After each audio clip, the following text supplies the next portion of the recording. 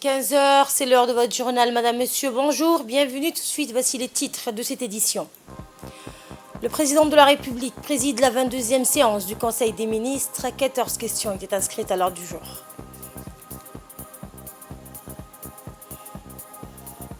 Et le chef du Pentagone a annoncé hier soir avoir formé une coalition de 10 pays en réponse aux attaques des Houthis en mer Rouge contre des navires que ces rebelles yéménites considèrent comme liés à Israël. La France, le Royaume-Uni et Bahreïn en font partie.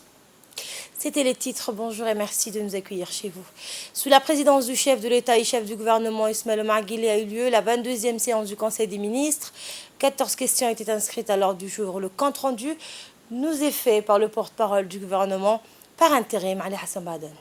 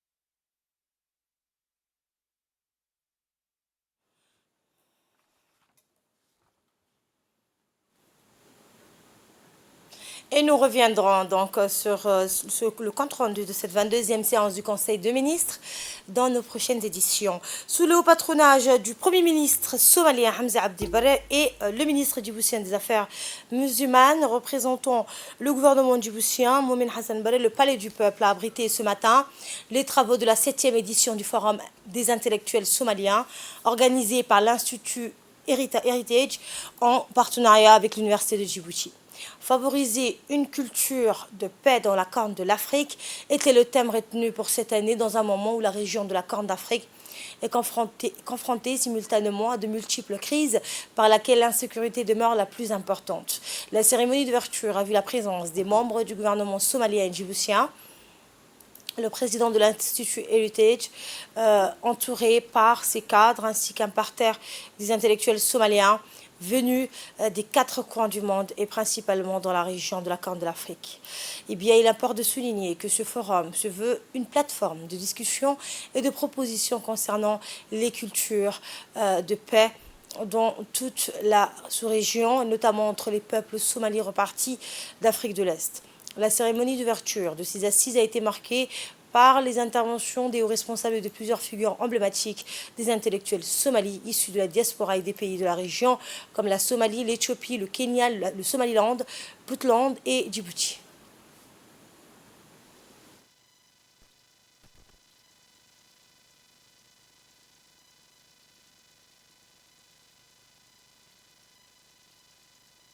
Du Palais du Peuple, une centaine d'intellectuels somalis venus non seulement des pays de la Corne d'Afrique, mais également de par le monde. Ainsi, les orateurs somaliens ont respectivement exprimé leur gratitude aux autorités djiboutiennes en général et au chef de l'État en particulier pour avoir facilité et accueilli les travaux de la 7e édition de ce forum à Djibouti. Ensuite, ils se sont focalisés sur les récents changements géopolitiques intervenus dans la Corne de l'Afrique et les retombées positives, aussi que les populations somalophones de Djibouti et l'Éthiopie, du Kenya et d'autres pays voisins peuvent en tirer. Le nouveau directeur exécutif de l'Institut Heritage, Mursal Mahmoud, a souligné l'importance que revêt cette conférence pour la communauté somalienne, quelle que soit sa région d'origine et généralement pour la région de la Corne de l'Afrique. Le ministère de l'Éducation nationale et de la formation professionnelle, en collaboration avec la Ligue des écoles privées arabes et l'Union intellectuelle djiboutienne, a organisé hier la célébration de la journée mondiale de la langue arabe. L'événement qui s'est déroulé au Palais du Peuple a vu la participation du ministre de l'Éducation nationale et de la formation professionnelle, Mustafa Mohamed Mahmoud, l'ambassadeur du Yémen à Djibouti, Mohamed Abdallah Hajar, l'ambassadeur de l'État de la Palestine, Kamil Abdallah Gazaz, le président de la Ligue des écoles privées arabes, Abdelrahman Abdi Ahmed, de nombreuses personnalités dont les ambassadeurs des pays arabes accrédités à Djibouti, les responsables des institutions et établissements d'enseignement privés de la langue arabe, ainsi que les cadres et responsables du ministère de l'Éducation nationale et la communauté éducative ont largement pris part à la cérémonie de la célébration de la journée mondiale de la langue arabe. Des invités de marque et un public nombreux ont fait salle comble lors de la cérémonie qui était placée cette année sous le thème « La langue arabe, langue des arts et de la poésie ». Une belle animation culturelle présentée par les élèves des écoles arabes, suivie des poèmes et des sketchs sur le progrès de l'enseignement de la langue arabe et les efforts consentis par le gouvernement djiboutien pour le développement de cette belle langue. En outre, la cérémonie s'est distinguée par une démonstration de soutien envers la cause palestinienne. Les élèves des écoles privées arabes, à travers de chansons et de chants, ont exprimé avec émotion la solidarité du peuple djiboutien envers leurs frères opprimés de Gaza. Toujours dans le cadre de la solidarité avec la cause palestinienne, le conseiller technique du ministre de l'Éducation nationale, Ali Youssouf Douale, est également responsable du comité d'organisation de la cérémonie de la Journée internationale de la langue arabe, a rappelé que les élèves des écoles publiques de Djibouti ont collecté plus de 3 millions de nos francs pour les enfants de Raza. La cérémonie s'est achevée, vous le voyez à l'image, par la remise des distinctions à des personnalités et des institutions qui ont œuvré pour la revitalisation de la langue arabe à Djibouti. Prenant la parole, le ministre de l'Éducation nationale a indiqué « Nous célébrons ensemble la journée internationale de la langue arabe. La langue arabe est une langue riche en vocabulaire et c'est aussi une langue préservée donc par Dieu. Elle est devenue une langue universelle grâce à la religion islamique, car elle est considérée comme la langue de la religion, de la pensée, de la littérature et de la civilisation, ainsi que c'est la langue la plus large et la plus parlée.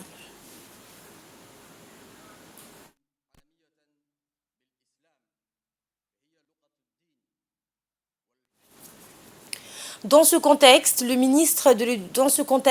dit, le ministère de l'Éducation nationale et de la formation professionnelle accorde une grande attention au développement de la langue arabe dans les écoles publiques et privées.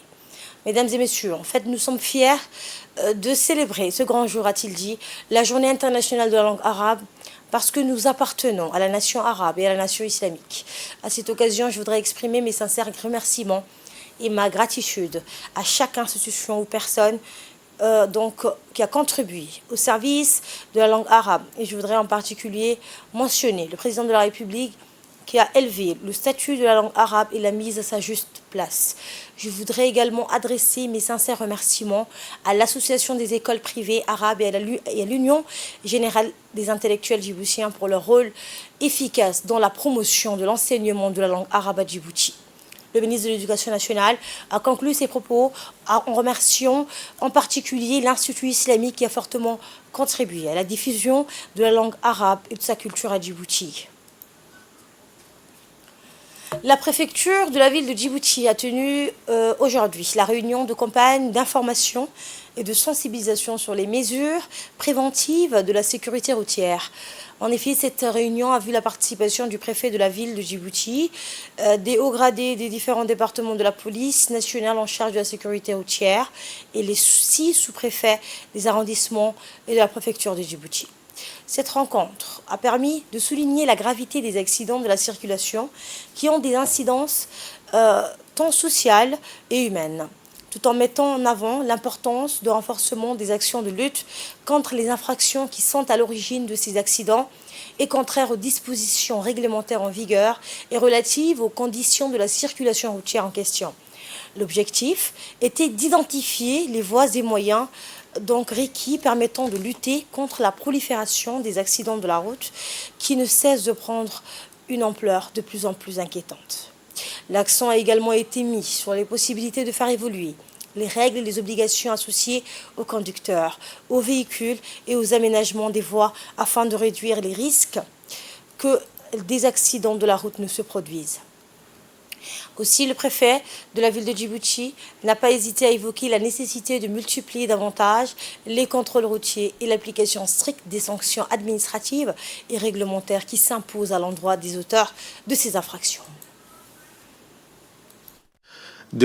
Et de collaborer entre les préfets, les sous-préfets et la police chargée de la sécurité routière. Des idées ont été échangées et ont apporté d'importants fruits. C'est une réunion qui sera périodique, bimensuelle, et qui visera chaque semaine ou chaque 2 semaines à se fixer des objectifs et à revoir si les objectifs de la dernière fois ont été atteints. Le préfet de la ville de Djibouti, M. Abdi Seki Rayad, a souligné pour sa part l'importance de promouvoir une véritable collaboration entre la préfecture et la police nationale dans le souci d'une meilleure réussite des opérations de lutte contre les infractions contraires par certains conducteurs et entraînant des accidents routiers. Nous l'écoutons. Le préfet a la charge de l'ordre public, de la sécurité urbaine et de la sécurité routière, bien sûr, et la protection de la population. À ce titre, la sécurité routière aussi est placée sous la responsabilité de la préfecture de Djibouti. Dans ce sens, ou dans ce cadre-là, nous avons tenu aujourd'hui une réunion de concertation, d'information et de sensibilisation avec la police routière. Les sous-préfets de Djibouti-Ville étaient tous présents et les différents responsables de la police routière aussi étaient présents à cette réunion. Nous avons discuté sur plusieurs points au cours de cette réunion qui regroupaient principalement sur la sécurité routière, l'objectif de la sécurité routière, les rôles et les missions de la police routière et surtout comment il faut mettre en place un mécanisme de concertation et de collaboration entre la préfecture de Djibouti et la police routière de la capitale. Comme vous le savez, la question de la sécurité routière est une responsabilité qui engage pas seulement la police et la préfecture, mais tout l'ensemble de la population djiboutienne. Si chacun de nous ne prend pas ou n'assume pas sa part de responsabilité, nous aurons des difficultés à lutter contre l'insécurité routière. D'autant plus que ces derniers temps, comme vous avez bien constaté, le parc automobile se multiplie de plus en plus. Il y a beaucoup de types de voitures qui sont achetées quotidiennement, je peux dire, parce que la sécurité routière désigne l'ensemble des mesures prises pour réduire les risques d'accident de la route et limiter leurs conséquences. En bref et en images, pour la deuxième semaine consécutive, le ministère de la Santé, par le biais de l'Institut national de santé publique de Djibouti, poursuit la campagne de pulvérisation spatiale qui vise à éliminer les moustiques et autres insectes nuisibles. Dans ce contexte de saison fraîche, les équipes mobiles du service de contrôle des maladies ont intensifié ses activités de lutte antivectorielle à travers la mise en œuvre de ces opérations dans plusieurs quartiers, notamment les communes de Blaous et de Belbela. Il convient de noter que les activités de pulvérisation sont principalement ciblées dans les zones dites à haut risque paludique et où le paludisme est d'ordinaire répandu. Elle contribue sans aucun doute et de manière importante à la réduction de la propagation du paludisme dans ces différents quartiers. Pour une meilleure collaboration avec la population, le ministère de la Santé exhorte les habitants des quartiers ciblés à faciliter le travail des agents pulvérisateurs pour bénéficier ainsi d'une protection durable contre les moustiques et autres insectes nuisibles.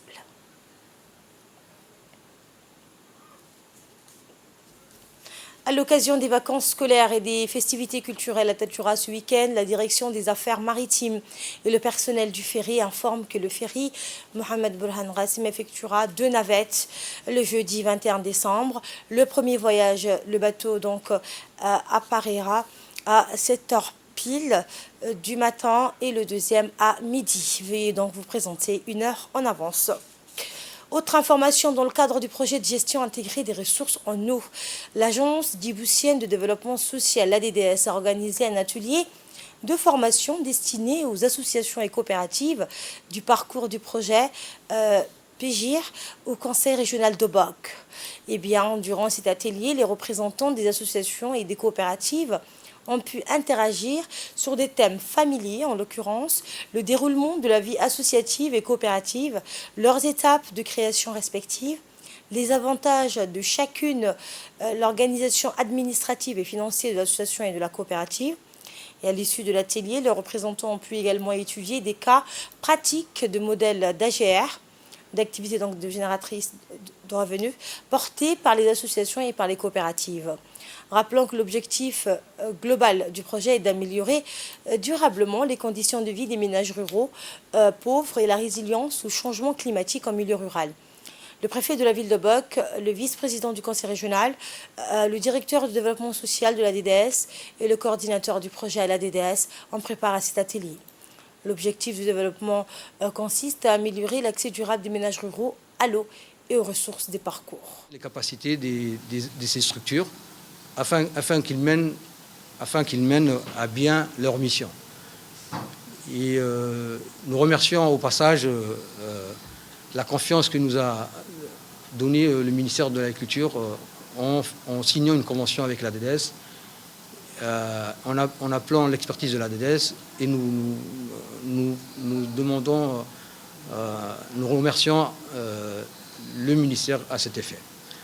Et je voudrais également remercier la préfecture et le conseil régional qui ne ménagent aucun effort pour accompagner la DDS dans sa mission. Et je vous remercie. Écoutons pour plus de précisions le préfet de la ville de Bok, M. Moussa Aden Migani. Merci d'avoir participé à cette formation. Surtout, merci à ceux qui sont venus de loin, à Médého, à Lélou, qui ne sont pas donc, qui sont très difficiles d'accès, pour pouvoir participer à cette formation. Maintenant que vous êtes formés, vous devez maintenant donner les fruits de cette formation, c'est-à-dire reporter cette formation à votre population. Vous êtes une vingtaine d'associations, mais ce n'est que le début. Nous allons continuer nos efforts pour pouvoir former les associations du rural. nous avons des potentialités dans le rural, que ce soit dans l'agriculture, dans l'artisanat ou dans le petit commerce informel. Maintenant, c'est à nous, et avec votre aide, nous devons fructifier pour sortir de la pauvreté. C'est ça, en fait, l'objectif. Notre objectif, l'objectif de l'État, c'est sortir notre population de la pauvreté. Et c'est en passant par vous, par la jeunesse, les hommes et les femmes, que ce soit par les associations et surtout, et en particulier, les coopératives. Je ne sais pas si vous avez beaucoup travaillé sur la coopérative. Pourquoi coopérative et quelle est l'utilité de la coopérative? Parce que si on utilise bien la coopérative, normalement, votre petit commerce, votre activité génératrice de revenus va avoir un bond terrible dans le futur. Je voudrais votre association apporter donc, le fruit de votre travail à Obok. Le ministre américain de la Défense a annoncé hier la formation en mer Rouge d'une coalition de 10 pays afin de faire face aux attaques répétées des Houthis contre les navires que ces rebelles yéménites considèrent comme liés à Israël. Outre les États-Unis, l'ODE, donc OSTAN, a indiqué que la France, le Royaume-Uni, Bahreïn, le Canada, l'Italie, les Pays-Bas, la Norvège, l'Espagne et les Seychelles prendraient part à cette coalition. Et c'est la fin de cette édition. Merci à vous de l'avoir suivi.